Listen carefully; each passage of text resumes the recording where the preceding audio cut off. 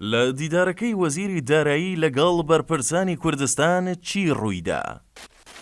تەیف سامی داوای ئاشتەوایی ئابووری لە نێوان بەغدا و هەرێمدا دەکات. پێدەچێت گفتوگۆکان بەرهەمدار بوو بێتن و ئاسۆی چارەسەری کێشەکان ڕوونە.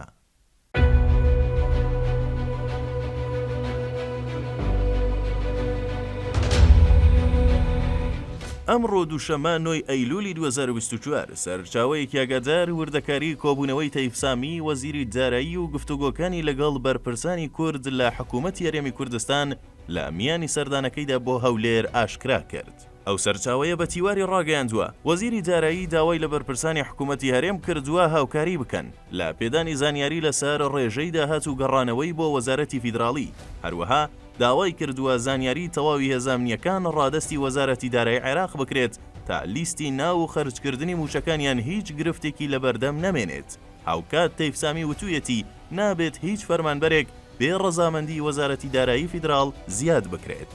ئاماژەی بەوەش کرد تەیف سامی داوای لابردنی ناوی زیادە و دووبارەی کردووە لە لیستی موچەدا کە زیاد لە موچەیەک وەردەگرن بە تایبەت لە لیستی ناوی پێشمەرگە و هێزانمنیەکاندا کە بەشێکیان موچەی چاودێری کۆمەڵایەتی وەردەگرن یان موچەی زیندانی سیاسیان هەیە. ئەو سەرچاوەیە ئەوەشی خستە ڕوو ڕێککەوتن کراوە کە موچەی مانگی ئاب چیتر دوانەکەوێت و تا ناوەڕاستی مانگا موچەی مانگی ئاب دابەش بکرێت. جگەلەوەش پرسی بە نیشتمانیکردنی موچە یەکێکی دیکە بووە لەو بابەتانەی لە نێوان هەردوو وەزارەتی دارایی هەرێم و فیدراڵدا گفتوگۆی لەسەر کراوە و بڕیارە تا کۆتایی ئەمساڵ هەموو فەرمانبەرانی هەرێم موچەکانیان بە بانکی بکرێت. دوێنێ یەکشەمە تەیف سامی وەزیری دارایی فیدراڵ دووپاتی کردەوە لە کۆبوونەوەی هاوبەشی نێوان شاندی ئەنجومەنی وەزیران بۆ ئابووری و ئەنجومەنی ئابووری هەرێمی کوردستان بۆ گەیشتن بە چارەسەری هەمیشەیی کێشە داراییەکانی نێوان هەردوولا تاوتوێی پرسە دارایی هاوبەشەکان کرا. تەیف سامی وتیشی گفتوگۆکان نوێنەرایەتی دەرفەتێکی مێژووی دەکەن بۆ بەدیهێنانی ئاشتەوایی دارایی لە نێوان حکوومەتی فیدراڵی و هەرێمی کوردستاندا.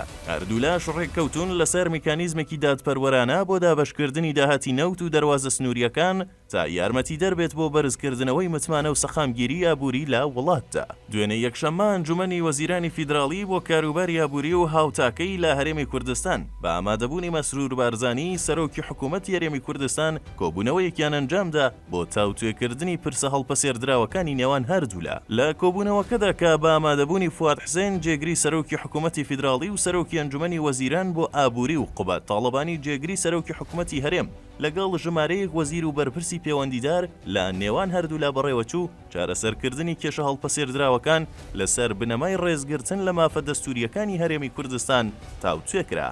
بە پێی بەیاننامەیەک کە ماڵپەڕی حکوومەتی هەرێمی کوردستان بڵاوی کردوتەوە مەسرور بارزانی لە کۆبوونەوەکەدا جەختی لەوە کردوتەوە کە پێویستە حکوومەتی فیدراڵی مامەڵەیەکی دادپەروەرانە لەگەڵ هەموو بەشەکانی عێراقدا بکات.